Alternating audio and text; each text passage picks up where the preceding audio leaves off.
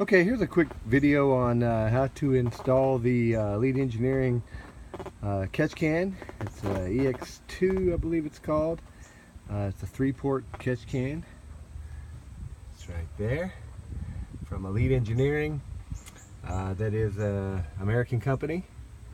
So that's one of the main reasons that I went with this particular catch can. Also, it looks really great. So to give you an idea of the install, the first thing you'll notice is that we are replacing the oil cap with an Lead Engineering oil cap. It'll also come with a little filler neck insert, and that allows you to just pop the cap in. It's real nice. What this is going to do, this is on our clean side in our separator.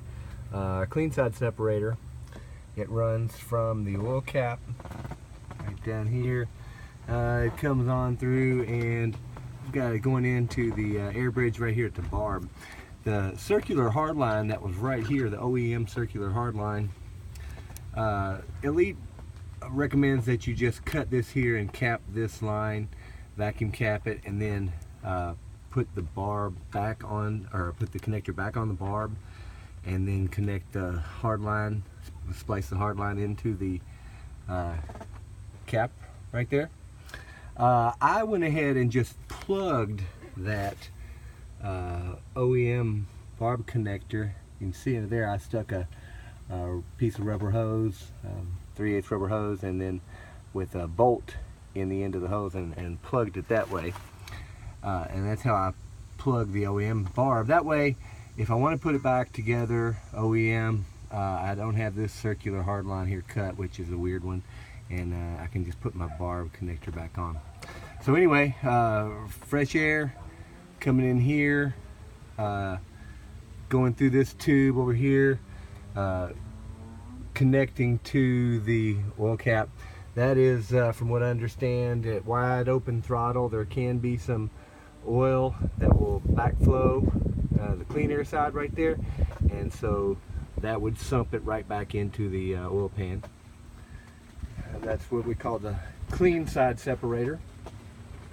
Over here we got the catch can. There's 3 ports, so 2 on the outside ports. These are the ports that are going to create the vacuum for you.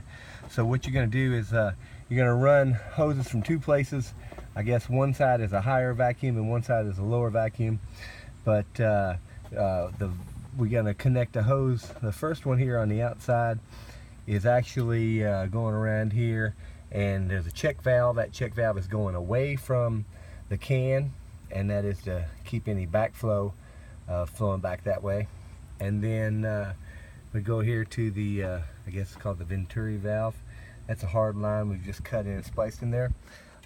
You'll notice I'm using rubber line and stainless. One as kind of just to display that you can use rubber or stainless, but the main reason was I was going to go all stainless in any place you could see it, but somebody told me I could get red or blue stainless, and so I stopped my stainless install, cutting my stainless, so it's not cheap, you know. I stopped cutting the stainless right there so I can find red and blue, and I have seen pictures of red and blue stainless, but I haven't sourced it yet. So what I'd like to do is have my 3 ports there, have red, blue, and I guess silver, or what we'll call white, and then we would have Camaro colors under the hood.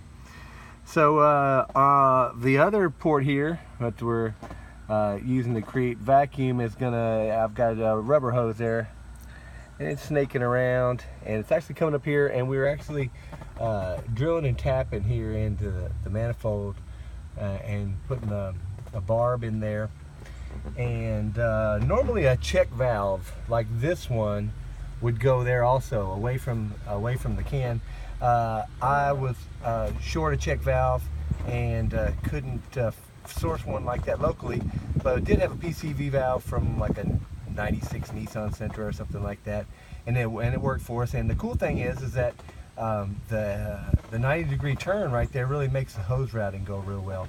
So again, you are drilling and tapping into your manifold, so that might freak you out a little bit. It should, but not too big a deal.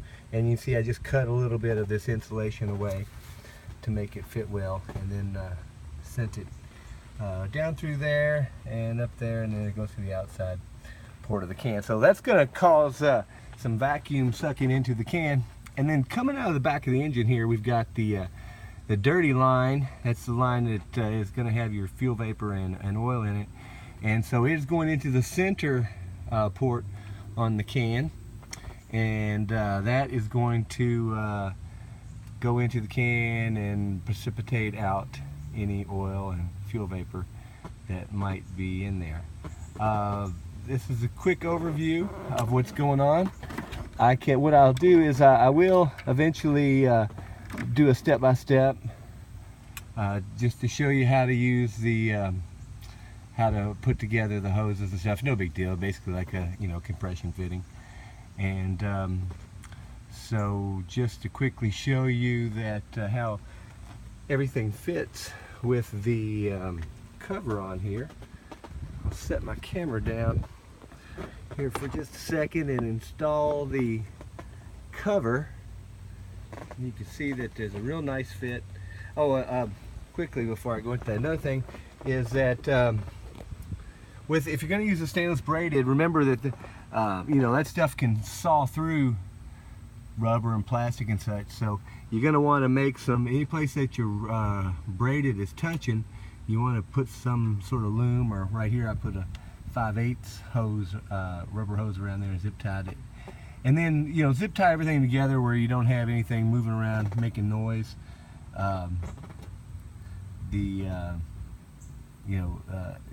Anything flopping around in there. And I meant to, I guess I didn't talk about the bracket here.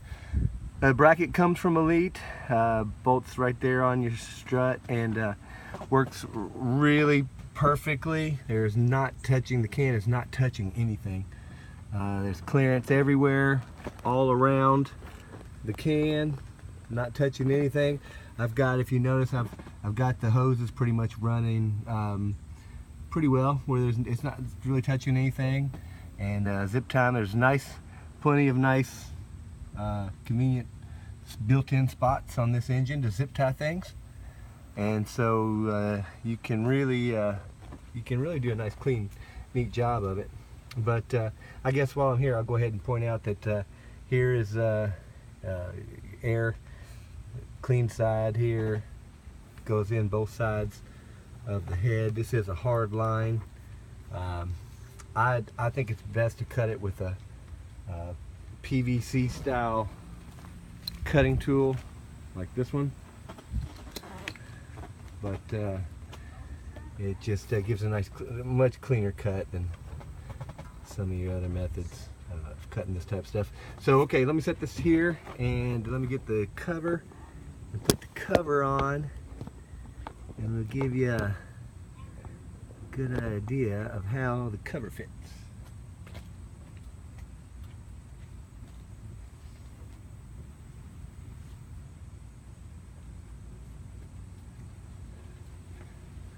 So if you haven't messed with the cover yet,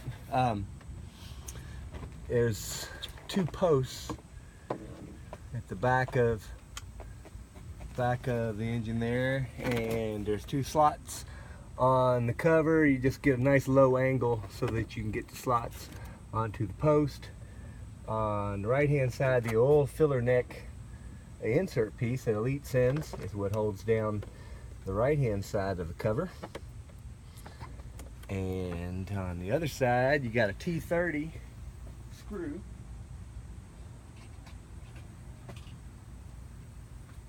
And that T30 can be, it's not an awful lot because of the stuff you put in. You have to maneuver it just a bit. And I just dropped my screw.